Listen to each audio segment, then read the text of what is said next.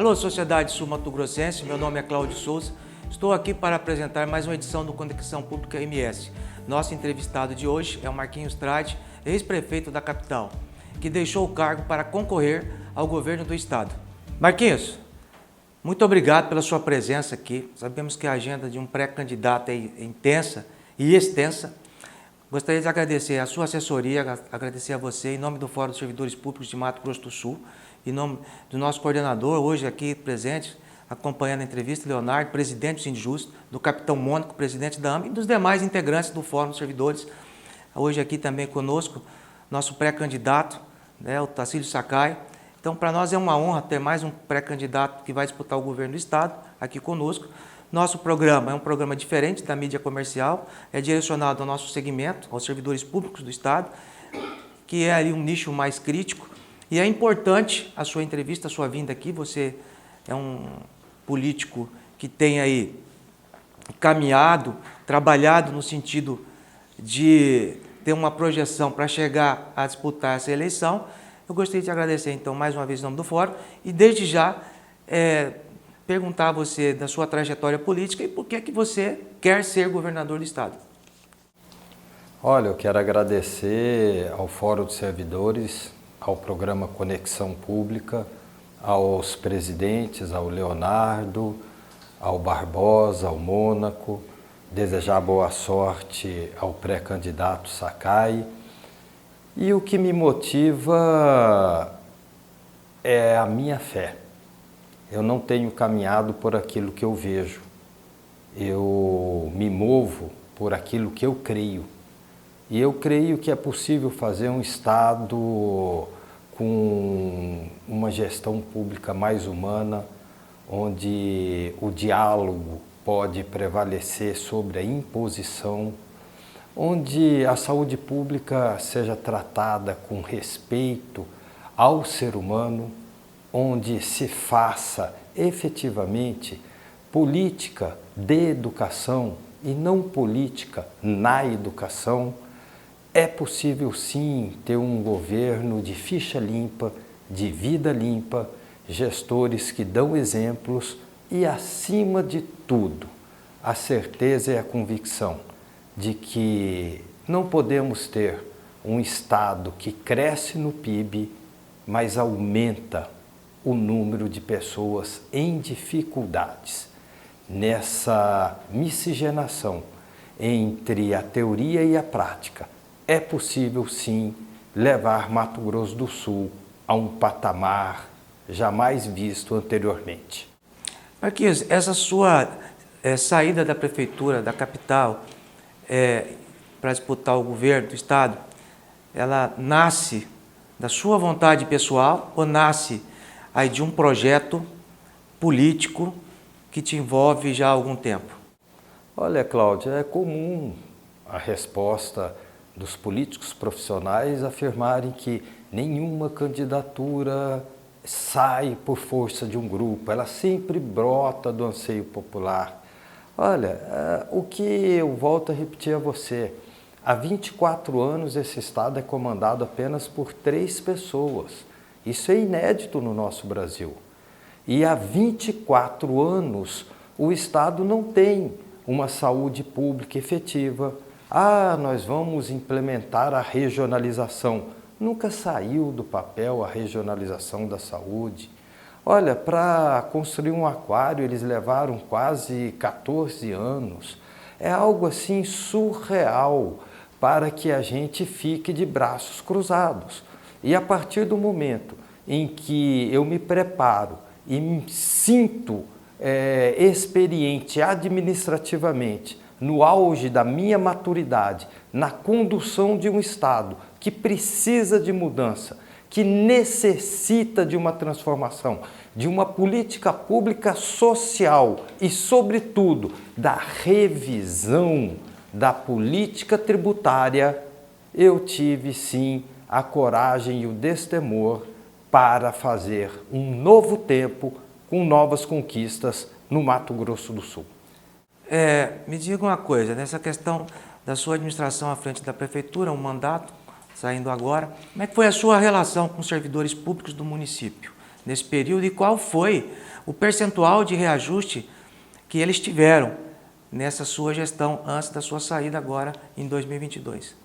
Olha, pegamos o período de maior retração econômica e também o período da pandemia.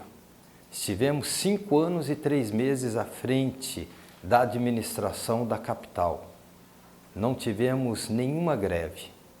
Não pelos percentuais aplicados pela administração em favor dos servidores, mas muito mais pelo diálogo, pela forma carinhosa e o respeito de tratamento entre todos os sindicatos e segmentos com a minha pessoa.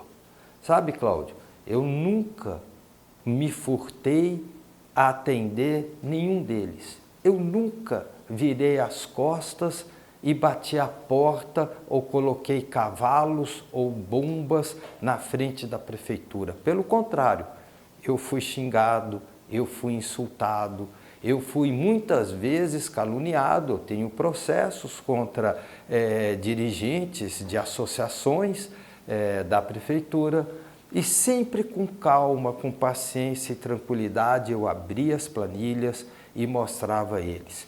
Todos os anos, com exceção da pandemia, que veio a lei federal que proibiu, nós demos a reposição inflacionária em todos os anos, mesmo com a dificuldade com que recebemos a prefeitura daquela gestão um pouco turbulenta, e os motivos não me cabe aqui dizer, mas todos eles um tratamento de respeito, um tratamento de carinho, um tratamento como deve ser Estado e servidores. E a reforma da Previdência, como é que o senhor tratou essa questão da reforma da Previdência dos servidores do município? Olha, Cláudio, se teve uma reforma exemplar e, acima de tudo, democrática, mais uma vez foi a nossa. Nós levamos quase 1 ano debatendo. Nós levamos à Câmara Municipal, nós reunimos o antigo CAPREV, todos os sindicatos e segmentos sentados à nossa mesa com a minha presença. Nós levamos mais de 12 meses de debate e no CAPREV ele foi aprovado unanimemente com todos os segmentos e todos os sindicatos e associações ali sentados na mesa. Pois bem, isso nos deu a tranquilidade de levar algo que não machucou e não vai machucar sequer os aposentados. Na questão da Covid, o governo federal repassou 148 milhões para a Prefeitura de Campo Grande, em 4 parcelas. Como é que o senhor investiu esse dinheiro? E se esse dinheiro foi investido na totalidade ou ainda ficou dinheiro no caixa? Olha, todas as contas foram prestadas juntamente à Controladoria Geral da União e Campo Grande foi uma das poucas capitais a receber nota 10 de transparência pública, diferentemente do Estado, que responde a alguns contratempos em razão do hospital de campanha lá no pavilhão Albano Franco. Mas eu vou dizer a você, Campo Grande é uma capital que vive muito do ISS, é uma cidade de serviços. E quando veio a pandemia, Cláudio, boa parte até da ciência e da medicina era contraditória na forma de se lidar com esse vírus. E nós tivemos que fechar alguns pontos, como lockdown apenas 14 dias, que foram nos períodos de 17 de março a 31 de março do ano de 2020, e nos restantes nós tivemos que regular horários com o chamado toque de recolher. Tivemos que também determinar a suspensão das aulas. E as escolas, elas trazem um ISS muito volumoso para a capital, como também a vida noturna, os bares, os restaurantes, as conveniências, e tudo isso foi afetado. Afetou os cofres da minha empresa também. Ali a gente teve que ter um equilíbrio. E o envio dos valores pelo presidente da República, Jair Bolsonaro, nos ajudou e ajudou muito. Aqui a gente abre o parênteses e a gente diz, se não fosse esse apoio, essa ajuda, com certeza absoluta a gente teria que ter parcelado os salários, não atrasado, mas a gente já tinha um prognóstico de parcelamento. Todos os valores foram utilizados, prestamos contas e volto a repetir. Tiramos 10 com louvor, como diziam minhas professoras do primário, na prestação de contas. O senhor disse aí em relação à questão da reforma da Previdência que o senhor fez no município. Aqui no estado nós tivemos uma reforma da Previdência em várias fases. A última aumentou de 11% para 14% a alíquota dos servidores ativos, pensionistas e aposentados e pensionistas. Agora está sendo refeito em alguns estados uma contra-reforma, na realidade, quanto ao teto, que estipularia aí um valor menor para quem já estava na ativa e para uma isenção para quem já estava abaixo do teto. E aqui no estado não. Tanto aquele que estava abaixo do teto quanto aquele que estava acima do teto, que tinha que pagar menos, estão pagando 14%. Se o senhor for eleito governador do estado, é possível analisar o que está sendo feito em outros estados? Porque, um exemplo, quem ganhava 4 mil reais passou a pagar 14, ele não pagava nada na realidade. Então ele já tinha o direito adquirido por legislação anterior. Aqui o governo do estado fez uma reforma sem o devido diálogo com os servidores, aumentou de 11 para 14 e cobrou a mais em relação ao teto do regime geral de previdência social. Se o senhor for eleito governador, é possível discutir, é possível sentar com os servidores para rever essa situação, tendo como base o que está sendo feito em outros estados? Cláudio, prestem bastante atenção.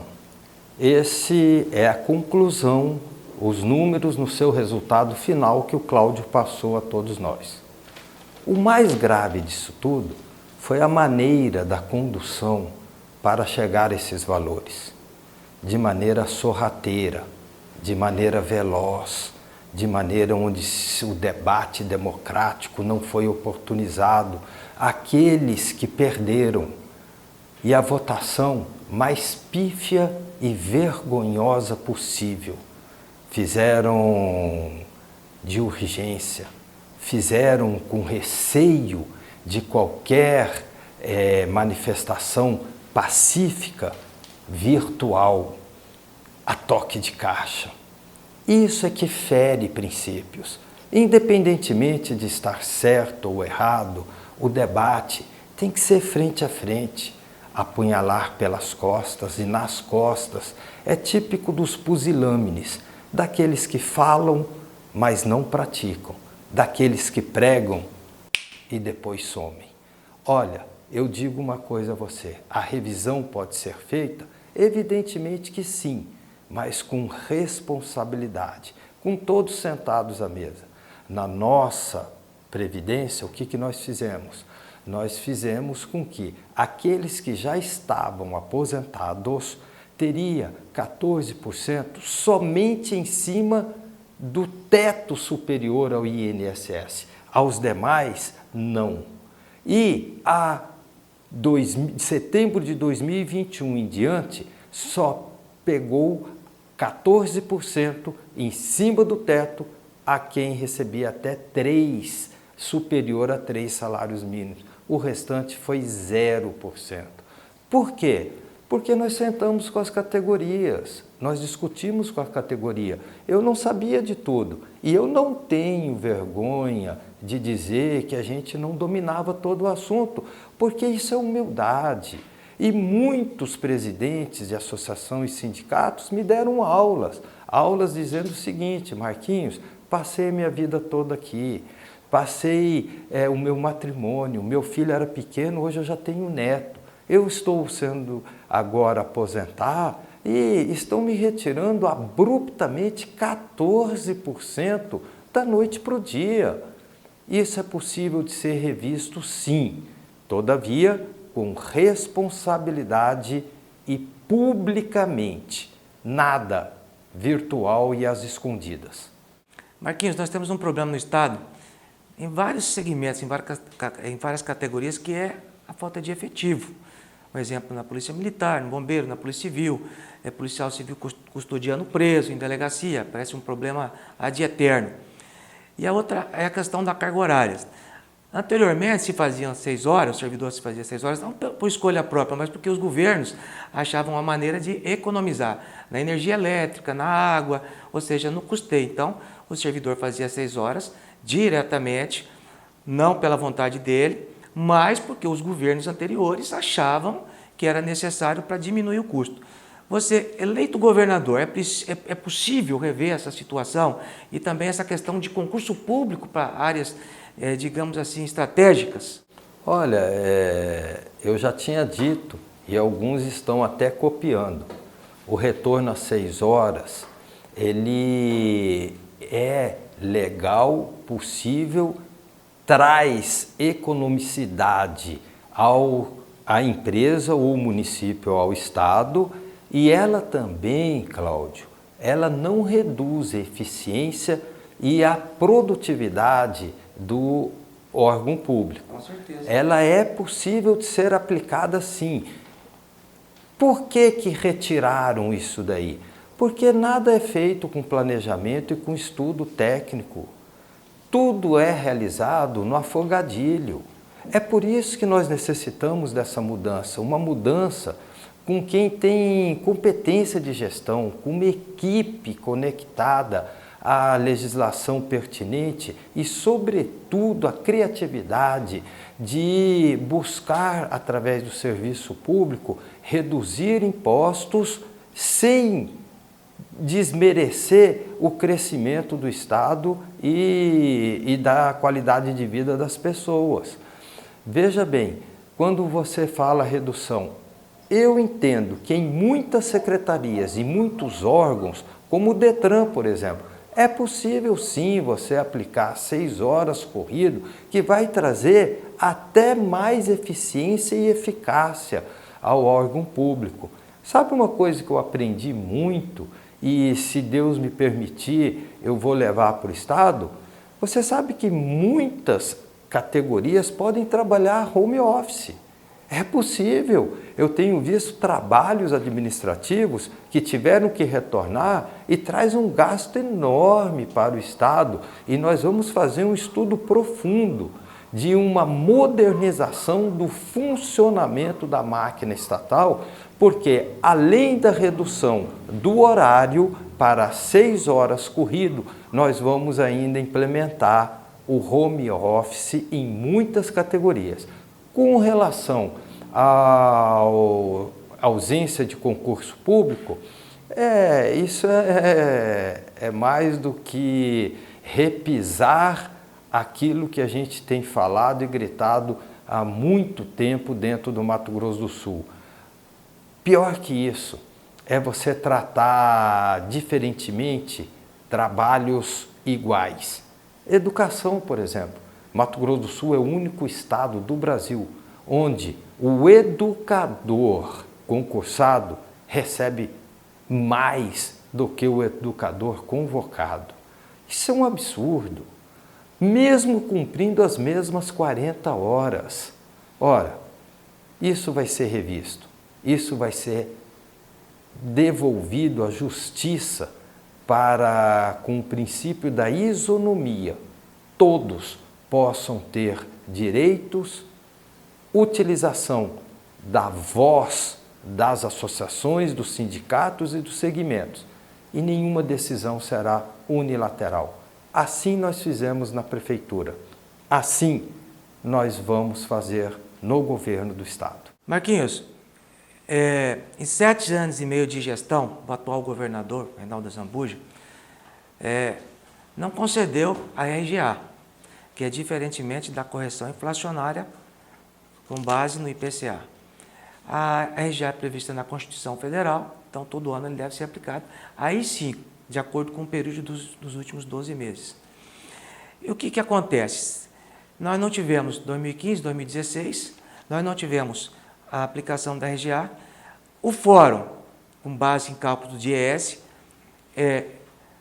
denunciou que o servidor de Mato Grosso do Sul teve aí uma defasagem salarial de 49%. No final de 2021, o atual governo aplicou 10,6%, mais a incorporação do abono, e a estruturação de carreira que já é prevista em legislação. Isso não tirou a perda salarial que os servidores tiveram. E tudo que o fórum alegava é a questão de se dialogar, de estabelecer uma política salarial em decorrência da arrecadação estadual, da responsabilidade fiscal.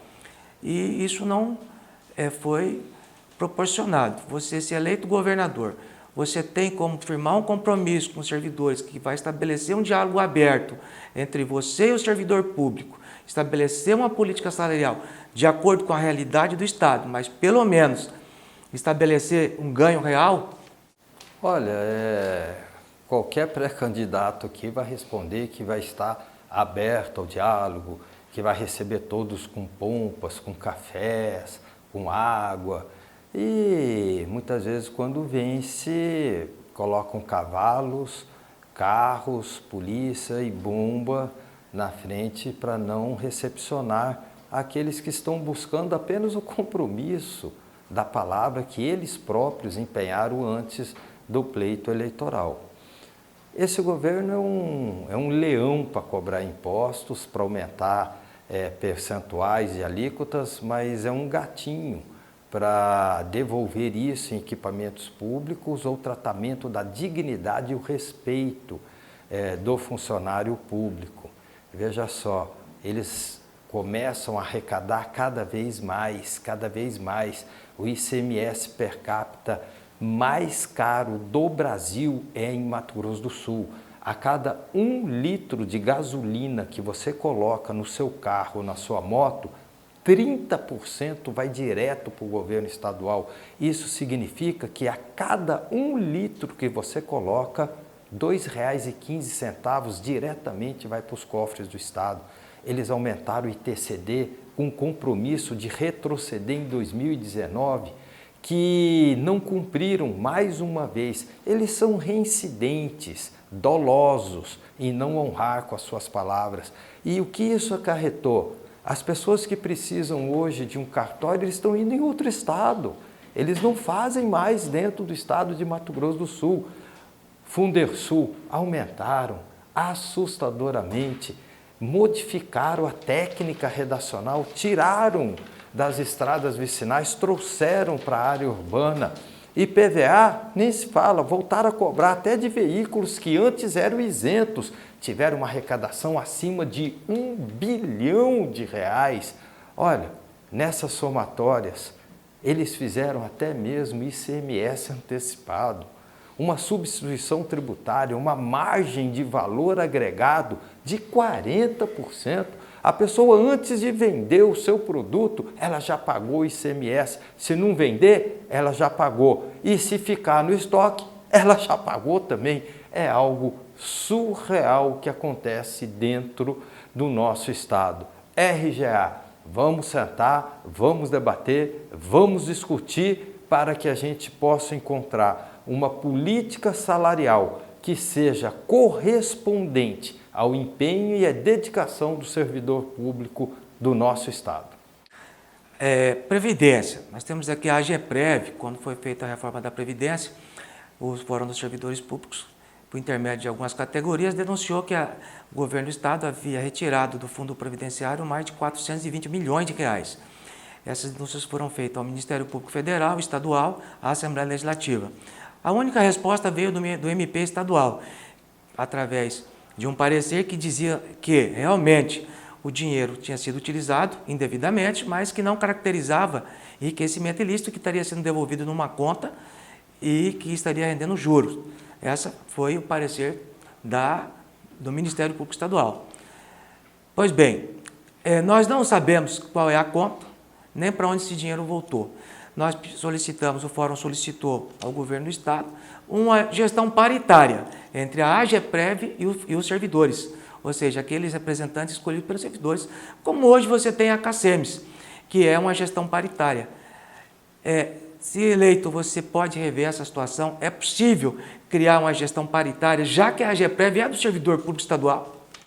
Olha, o governador, ele exerce momentaneamente uma função pública. Se é pública, ela tem que ser condizente com o artigo 37 da Constituição Federal. Cadê a transparência? Cadê a moralidade? Cadê a impessoalidade?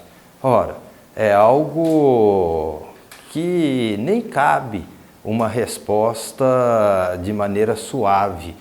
Deveria ser muito mais contundente os órgãos de controle, principalmente, Cláudio, quando sai da esfera administrativa e passa para a esfera de Ministério Público.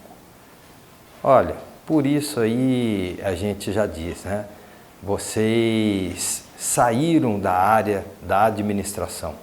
Agora é caso de órgão de controle, de polícia, de sanção e até de prisão, como a gente já viu no passado, até mesmo de prisão, como nós já assistimos em Mato Grosso do Sul.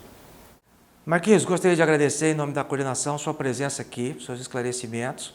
É importante a gente estar falando com os pré-candidatos, até que para que todos tenham acesso também a um grupo seleto mais crítico do servidor público que o Fórum representa, e é importante essa sua visão de Estado, visão de tratamento com o servidor público, porque você sabe que por algumas décadas o servidor público e o serviço público vem sendo demonizado, quando você fala aí na questão da corrupção, que são cometidos por agentes que às vezes não são concursados, não são de carreira. Nós temos aí a PEC 32, que foi retirada momentaneamente, que derruba, acaba basicamente com o serviço público e com a necessidade de você ter um serviço público de qualidade para quem mais precisa, que são os mais pobres, as pessoas, aquelas que realmente precisam ali serem acobertadas pelo Estado, pelo município, pela União. Então é muito importante tê-lo aqui agora e já deixo o convite em nome da coordenação, do Leonardo, do Mônico, do Barbosa, enfim, de todo o nosso staff, para que você retorne aqui como candidato. São 4 meses de eleição, vai ser importante a sua vinda aqui, como as demais que forem sagrados candidatos aí depois das convenções.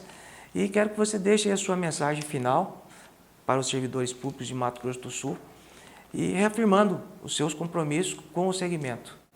Olha, Cláudio, eu agradeço o carinho, a atenção com que eu fui recebido.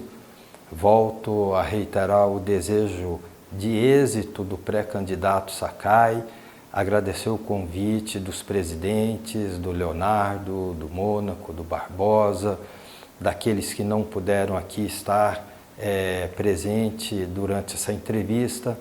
Dizer a vocês que o funcionamento e a maneira do comportamento da máquina estatal depende muito do relacionamento entre aquele que está à frente do Parque dos Poderes com aqueles que estão efetivamente na ponta. Eu não consigo ver assim pessoas críticas, ácidas, azedas, funcionários mais raivosos. E quando eles assim se manifestam, é por ausência de cumprimento de palavra. Poxa, se você não tem condições de cumprir um compromisso, não deve fazer. Durante a nossa gestão aqui em Campo Grande, há um instituto a nível nacional que mensura o percentual das promessas cumpridas.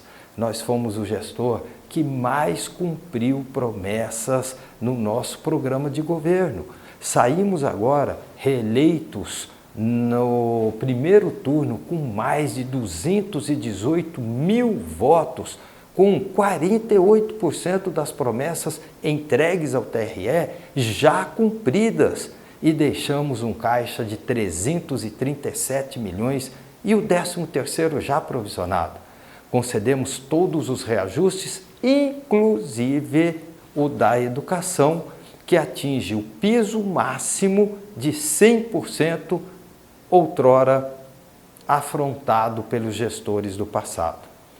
Uma gestão responsável, acima de tudo, sem receber a visita de nenhum oficial de justiça e recebendo nota 10 da CGU de transparência pública. Por fim, eu quero agradecer de coração tudo que vocês fizeram durante esses minutos que eu estive aqui e desejar boa sorte aos nossos concorrentes, que eles sejam iluminados e bem intencionados. E assim nós encerramos mais essa edição do programa Conexão Pública MS, com essa entrevista do ex-prefeito da capital, Marquinhos Trade. Nós já estivemos aqui com André Putinelli, ex-governador do estado, a deputada federal Rose Modesto. O convite já está sendo feito também ao Eduardo Riedel e aos demais candidatos, pré-candidatos, que pretendem disputar a eleição em 2022. Muito obrigado, até a próxima edição e entre em contato conosco pelo telefone aí no vídeo, para que você possa dar sua sugestão, sua crítica e também nos ajudar a construir esse programa nas nossas redes sociais. Até a próxima edição.